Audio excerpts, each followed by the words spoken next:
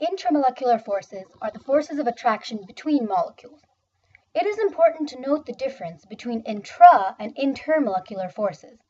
Intramolecular forces are within just one molecule. For example, an intramolecular force is the force between the oxygen and the hydrogen within just one water molecule, whereas intermolecular forces are the attractions between two or more molecules. These forces exist between different water molecules, as depicted in the diagram.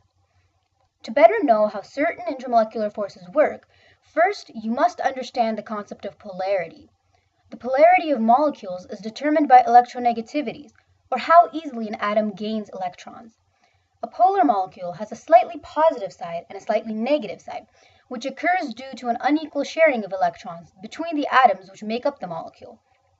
In this polar molecule, atom B is more electronegative than atom A, because the unequal sharing of electrons causes a greater number of electrons to shift to side B.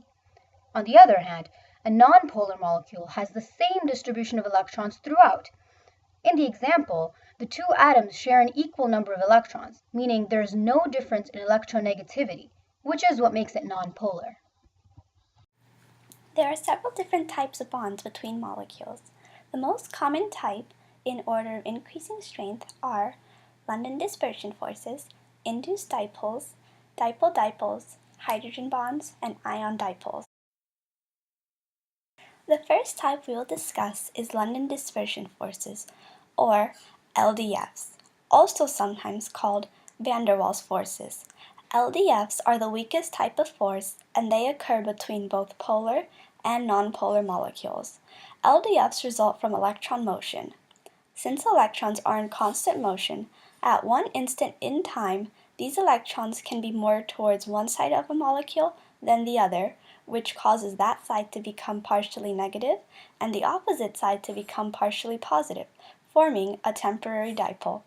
In the molecule shown in the example, you can see that the electrons have moved to one side of the molecule.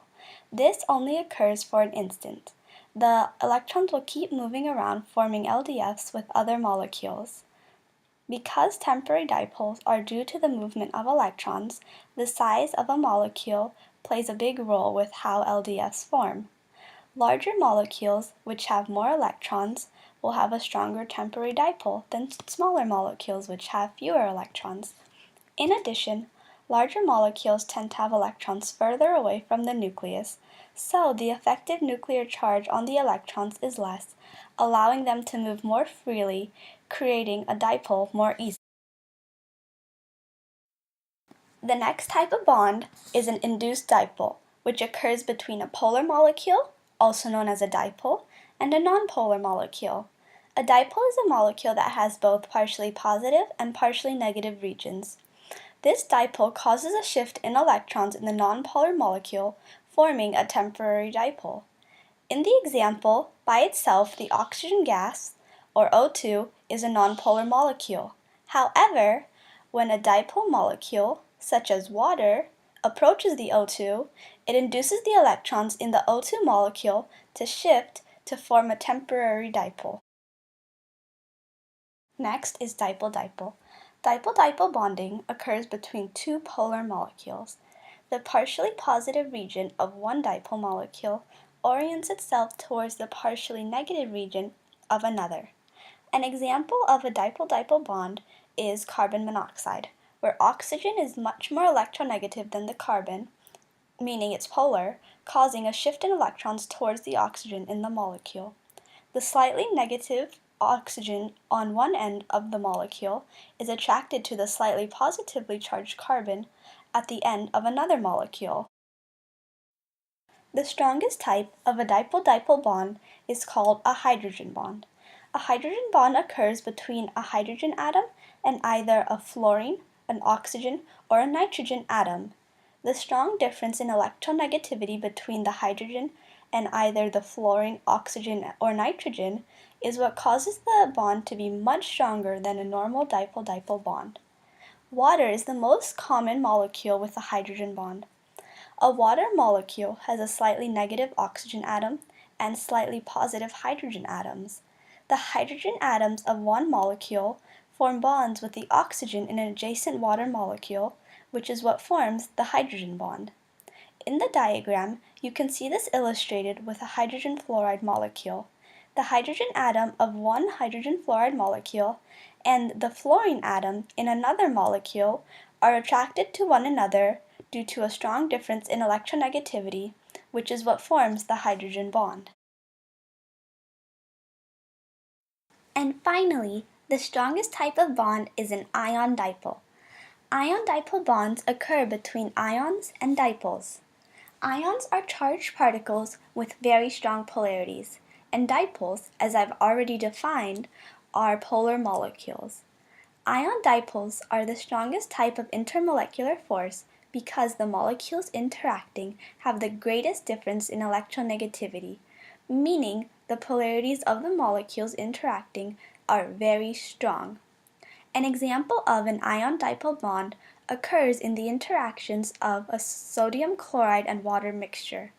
The sodium chloride dissociates in water, forming sodium ions and chloride ions. The bonds between the chloride ion and the partially positive regions of the water molecule, as well as the bonds that form between the sodium ion and the partially negative regions of the water molecule, are what make up an ion dipole. Intermolecular forces can change the physical properties of substances, such as their boiling point, freezing point, surface tension, and vapor pressure. IMFs listed in order from weakest to strongest are London dispersion forces, then dipole-induced dipole forces, then dipole-dipole forces, then hydrogen bonds, and finally ion dipole forces. The boiling point of a substance occurs when the liquid and gaseous phases are in equilibrium. To reach the boiling point, you have to break the intermolecular bonds between molecules of the liquid form of the substance. The stronger the intermolecular forces, the higher the boiling point will be. This occurs because stronger intermolecular forces means it will require a greater amount of energy to overcome the bonds between the molecules that are holding the substance together. For instance, the boiling point of ethyl alcohol is much lower than the boiling point of water. Why? Because ethyl alcohol is a nonpolar substance, so only experiences London dispersion forces, while water, on the other hand, experiences hydrogen bonding in addition to the London forces. It takes much more energy to break apart hydrogen bonds than to break apart LDFs. Stronger IMFs also raise the freezing points of substances. The freezing point is the point at which the solid and liquid phases of the substance are in equilibrium. To freeze something, you have to lower the temperature, and lowering the temperature will lower the kinetic energy of each molecule, or the average kinetic energy overall. With stronger intermolecular forces, the molecules are already more attracted to one another than usual, and so already have a lower kinetic energy. It'll be easier to get these substances to freeze. For example, the freezing point of ethyl alcohol is negative 114 degrees Celsius, which is much lower than the freezing point of water, 0 degrees Celsius. This occurs because water experiences hydrogen bonding, which holds each water molecule closer to each other. Ethyl alcohol, on the other hand, only experiences London dispersion forces, which are much weaker, so do not hold the alcohol molecules as close together. So it requires a lower temperature to lower the average kinetic energy of ethyl alcohol enough to reach the freezing point. Surface tension measures the resistivity of a liquid required to increase its surface area. Strong intermolecular forces increase surface tension. For example, if you place drops of methane on a penny, they will run right off immediately. But if you put drops of water on a penny, the drops will stick together, forming a really big drop altogether. Why does this happen?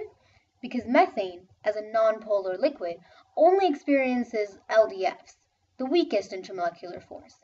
But water experiences hydrogen bonding too, which makes its molecules stick to each other. This means that water has a greater surface tension than methane, since its molecules stay together. Vapor pressure is the small amount of gas that forms above liquids. Vapor pressure decreases in substances with strong intermolecular forces. Why? for the same reason that boiling points are increased by strong IMFs. Greater bonds require more energy to overcome, so it's harder to turn a substance into a vapor. If there's less vapor formed, then the vapor pressure is also decreased. I hope this video helped you better understand IMFs. Thank you for watching.